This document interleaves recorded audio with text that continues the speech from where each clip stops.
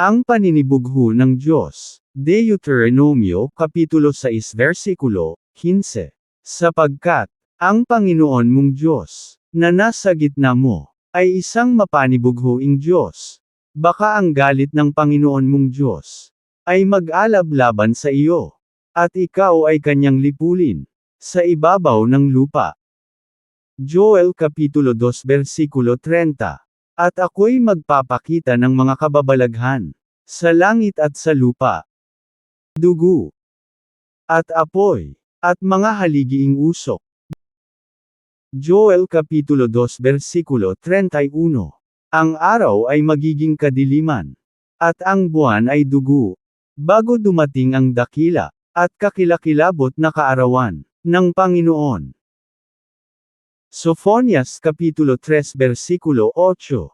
Kaya't hintayin ninyo ako, sabi ng Panginoon, hanggang sa kaarawan, na ako'y bumangon sa panghuhuli. Sapagkat ang aking pasya, ay pisanin ang mga bansa, upang aking mapyesan ang mga kaharian, upang maibuhos ko, sa kanila ang aking kagalitan, sa makatuwid bagay, ang aking buong mabangis na galat sapagkat, ang buong lupa ay sasakmalin, ng silakbo, ng aking paninibugho. Pahayag Kapitulo 6 Versikulo 17. Sapagkat dumating na, ang dakilang araw ng kanilang kagalitan. At sino ang makatatayo,